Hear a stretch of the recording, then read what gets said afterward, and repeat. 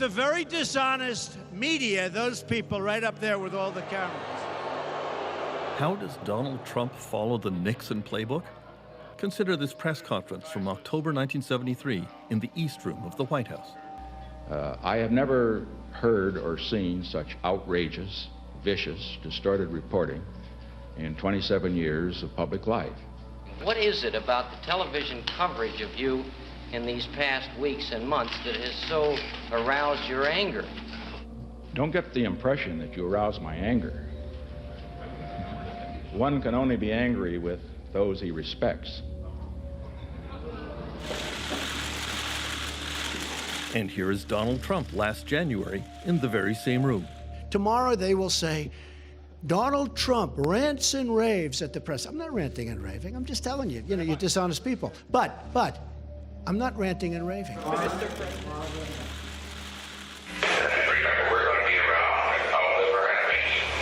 Here is President Nixon speaking to Secretary of State Henry Kissinger in 1972.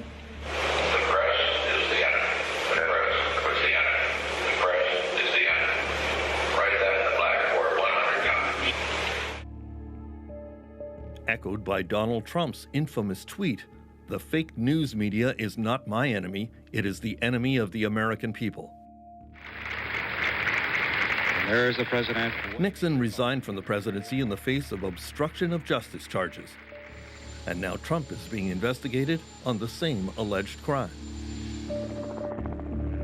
The Watergate scandal that brought Nixon down began with a break-in at the Democratic National Committee headquarters in 1972.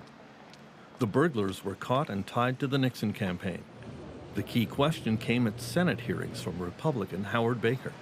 What did the president know, and when did he know it? Then came the news that Nixon had secretly taped all the White House sessions in which he methodically planned a cover-up with his close advisors, including paying off the burglars to buy their silence.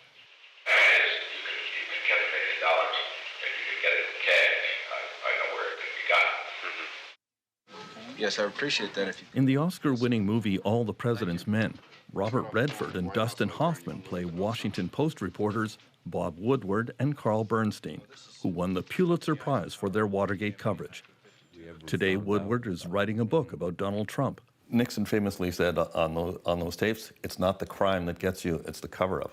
Was he right? Nixon was wrong. It was the crime of Watergate. It was the war against the system of justice in the United States. This was the clear obstruction of justice, and we have those thousands of hours of tapes which really define Watergate and Nixon and the extent of the crimes. God damn it, I'm never going to discuss this son of a bitching Watergate thing again. Never, never, never, never. The Nixon presidency had at its center an unstable man. Historian Tim Naftali was the first independent custodian of the tapes as director of the Nixon Presidential Library. In terms of temperament, there is a volcanic center to both men. The ranting, the anger, the paranoid concerns, the hatred. With Donald Trump, we have the tweets. We have the tweets that are often just rants. This similarity leads to the next big question, I think, which is, will Donald Trump engage in Nixonian activities? In private, Nixon wanted Teamsters to go out and physically attack protesters. Whereas Trump expressed the same attitude in public. If you see somebody getting ready to throw a tomato, knock the crap out of them, would you? Seriously. An attempt is being made. Connecticut Senator Lowell Weicker became famous as a moderate Republican on the Watergate Committee who eventually turned against Richard Nixon. That the scope of the committee's mandate goes far beyond Watergate. Today, he is waiting to see evidence before coming to any judgment about Donald Trump.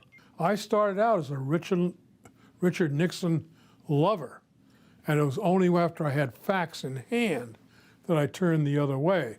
So I'm not willing to go ahead and impose a different set of standards on Donald Trump. and I just don't have those facts. But Weicker is ready to judge arguments that have been put forward by Mr. Trump's lawyers in the Russia collusion investigation, such as the notion that the president could not commit obstruction of justice by exercising powers granted to him under the U.S. Constitution. That echoes an old Nixon argument. Well, when the president does it, that means that it is not illegal. Nonsense. It's nonsense. I thought it was nonsense then, nonsense now. The lawyers don't speak for the Constitution of the United States or the people of this country. No man in this nation is above the law. When you look at what's gone on with the FBI and with the Justice Department, people are very, very angry. Donald Trump regularly attacks the FBI and the special counsel investigation. Trump said to the New York Times that former FBI Director Robert Mueller would be acting improperly if he starts looking into the finances of the Trump Organization. Now, of course, Trump is suggesting that Mueller would cross a red line if he starts looking at the family finances at his tax returns. Well, that's too bad for him. I mean, I think Mueller has every right to do that. I think Mueller has to go there, and it would not be like him or like federal prosecutors to kind of say, oh, we're not going to look in that corner. They look in every corner. That the work will continue. Of course, there is widespread speculation that Trump will just fire Robert Mueller. 6 FBI agents present. Echoing the famous Saturday Night Massacre when Nixon fired Watergate Special Prosecutor Archibald Cox, along with the Attorney General and his deputy. The country tonight is in the midst of what may be the most serious constitutional crisis in its history. The political impact of the Saturday Night Massacre was giant because there was a sense of, hey, Nixon's firing the person who's investigating him. That led to the impeachment inquiry. Oh, I think if Trump fired Bob Mueller, he'd be in deep you-know-what. Is that what happened with Nixon? Yeah. By the time the House of Representatives met to discuss the matter of impeachment, his goose was already cooked. All those in favor, please signify. By all accounts, there was much more bipartisanship in the Nixon era. In the end, the evidence against the president caused many congressmen in his own party to vote for his impeachment.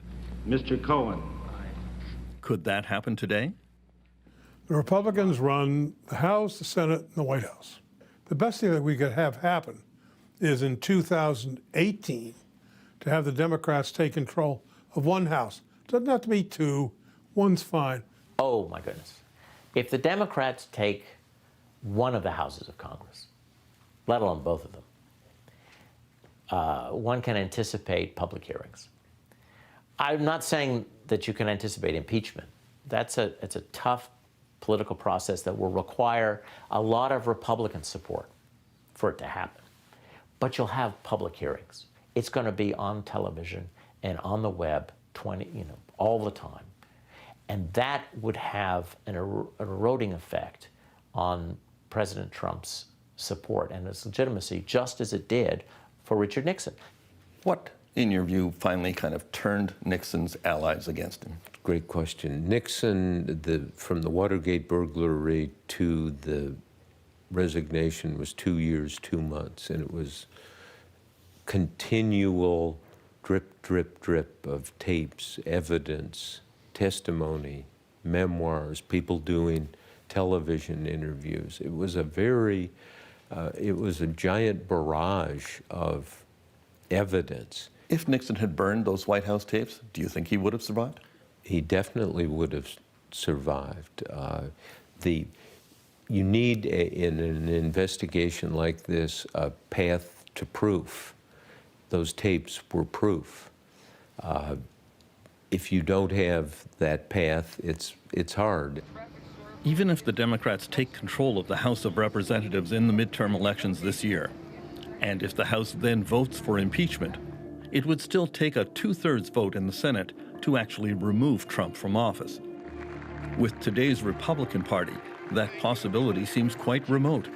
And there's the president waving goodbye. But considering how fast Nixon's support from his own party melted, it's not impossible. For The National, I'm Terrence McKenna in Washington.